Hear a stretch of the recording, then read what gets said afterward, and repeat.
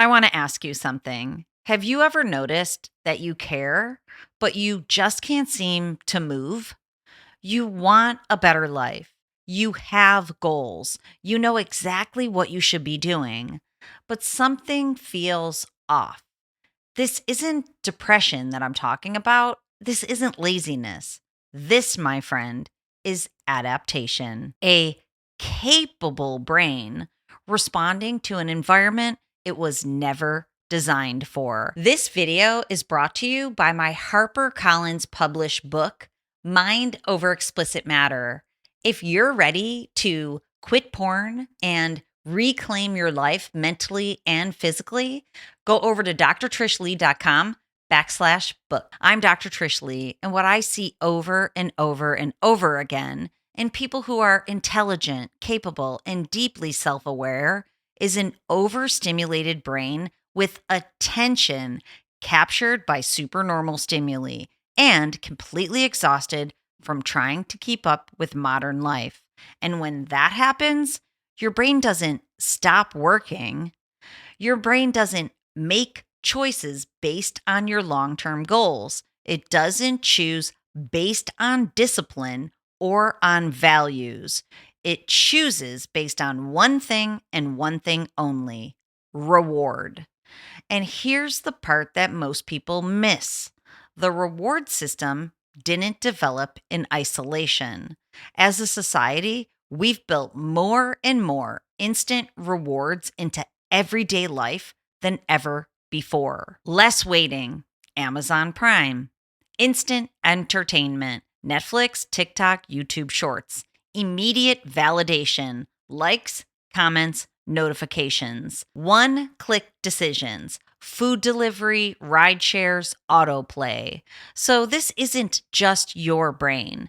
It's a whole system training each and every person's individual brain through repetition of what you have put your attention on, and your attention has been captured. Your brain's dopamine reward system, the circuitry that decides what feels worth the effort, well, it learns from what happens over and over again. And that system was never designed for constant stimulation. So when people say, I don't feel motivated anymore, what they're actually really describing is a reward system that has been pushed out of balance. An overstimulated brain doesn't lose motivation, it starts protecting itself. An overstimulated brain will always attend to what is rewarding fastest, not to what matters the most. Once you see that, a lot starts to make sense. So first, let's talk about the infinite digital scroll. Think about how often your brain is asked to switch. Scrolling, short form video, notifications, tabs open everywhere. Well, neuroscience shows that fast dopamine spikes, especially without effort, train the brain to expect stimulation and to expect it now. Over time, slow tasks start to feel painful. Focus feels harder. Starting feels impossible. People will say, I know what I should do. I just can't get myself to do it. This is not laziness. That's the brain that has adapted to speedy rewards for attention just to survive the constant stimulation of modern life. Once you see it, it's hiding in plain sight.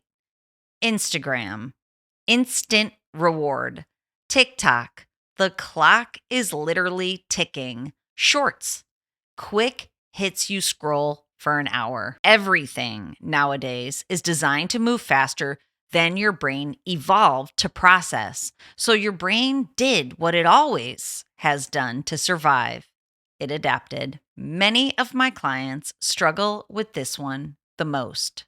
And it's not because they're looking for explicit content. Rather, it's because of how the system learns. High novelty sexual stimulation activates dopamine for attention in the most powerful way without requiring any effort or activating the bonding systems that create real, true fulfillment. And once the brain engages, even briefly, the algorithm starts connecting patterns. So let's think of it like this. Maybe you like hiking, so you start to watch trail videos, hot springs, nature content, but slowly the feed shifts. Now it's hiking videos, but the focus changes.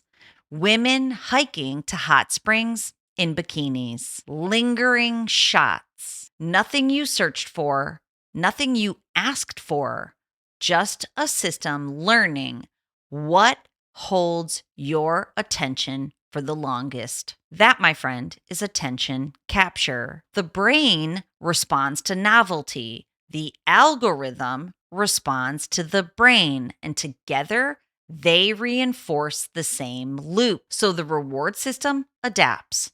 More stimulation, less satisfaction. People don't feel energized. They feel numb. They feel disconnected. They feel less driven. And this kind of overstimulation, it has real neurological consequences. When dopamine pathways are repeatedly activated by artificial novelty, the nervous system becomes less responsive to real-world intimacy.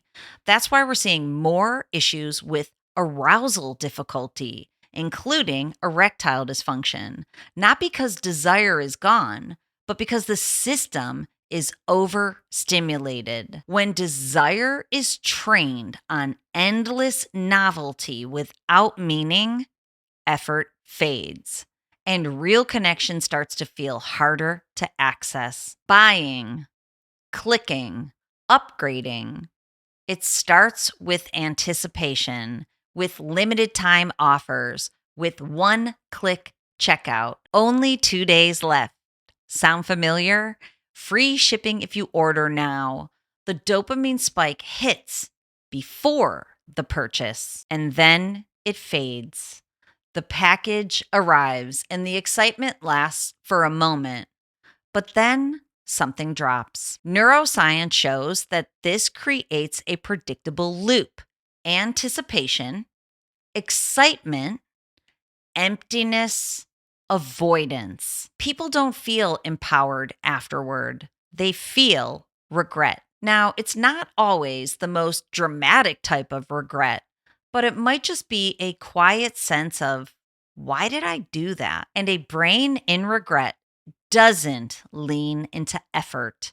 It pulls back. It avoids. It looks for relief somewhere else, somewhere easier. And again, this is not a character flaw. It's a reward system trained by repetition. In a world designed to sell stimulation faster than satisfaction, always busy, always behind, always on.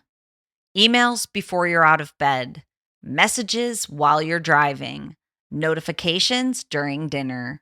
Everything feels urgent, even the things that don't actually matter. Neuroscience shows that chronic urgency keeps the emotional brain switched on while suppressing the prefrontal cortex, the part responsible for clarity, planning, and meaning. So you're doing more, but you feel less grounded, checking off boxes, crossing things off the list, but still feeling scattered. Urgency feels productive. Neurologically, it's exhausting the reward system. This is because the brain stays in react mode for far too long. It loses the capacity to prioritize, to reflect, and to choose intentionally. Effort stops feeling purposeful. And when effort loses meaning, motivation quietly drains away. Podcasts while driving, music while working, videos while eating. Even the quiet moments get filled: waiting in line, folding laundry, walking the dog. There's always something playing. Neuroscience shows that the brain needs periods of silence to reset dopamine baseline and to regulate attention. Without those pauses, constant stimulation becomes the new normal, and stillness starts to feel incredibly uncomfortable. People say, I don't like silence. My mind races when it's quiet. That's not anxiety. That's a brain that hasn't had a chance to settle. A brain that never rests cannot sustain motivation. Motivation doesn't come from constant input, it comes from space. News, trauma, crisis after crisis. It's not just information anymore, it's emotion designed to grab you, to hold you, to keep you there. Fear, outrage, urgency, shock. Modern culture has learned something very specific about the brain. Strong emotion captures attention. So headlines get louder, stories get more dramatic, and everything feels like an emergency. Neuroscience shows that when the emotional centers of the brain are activated too often, without time to process or recover, the nervous system goes into overload. And when overload lasts too long, the brain does something incredibly intelligent. It shuts down. Emotional numbness isn't apathy, it's self defense. It's the brain saying, this is too much for me to carry all the time. But there's a cost. When emotional engagement shuts down, motivation shuts down with it. This is because motivation depends on caring, and a brain that's protecting itself isn't staying open indefinitely. It can't. So people feel flat, disconnected, unmoved by things that used to matter, not because they don't care, but because their system has been flooded for much too long. All 6 of these different types of hijacks overstimulate the same system, your brain's reward circuitry. And when that system is overwhelmed, your brain isn't failing. It's prioritizing survival.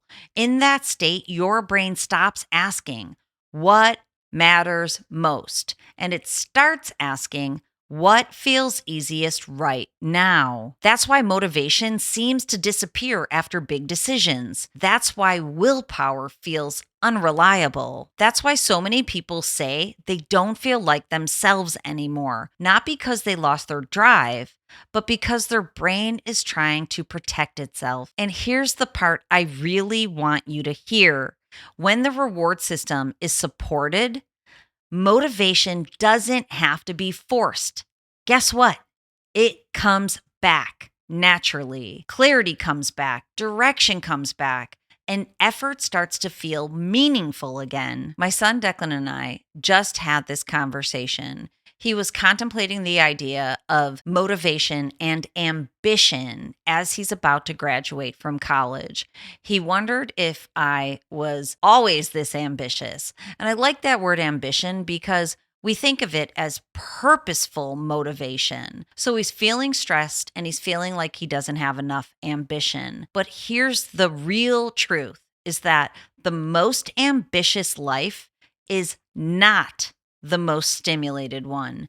It's the most regulated one. This is why I prioritize balance. I have 1 glorious hour of silence each morning. That way, the default mode network in my brain can engage. I take walks with my handsome man Chewbacca, my dog, without my AirPods and without my phone. I take brain breaks each day. That way, I can prioritize ambition and I can teach Declan to prioritize it too. So if this conversation feels familiar, it connects directly to the video before this one, Why Your New Year's Goals Fail. The hidden brain hijack. In that video, I explain how motivation gets hijacked before habits ever have the chance to form. In the next video, I'm going to build on these ideas even more. Why most resolutions fail and the simple brain-based method to make your habits stick. That's where we talk about what actually works. Not willpower, not pressure, but alignment with how the brain learns and how it changes to improve itself. This video is about awareness. The last one was about the hijack.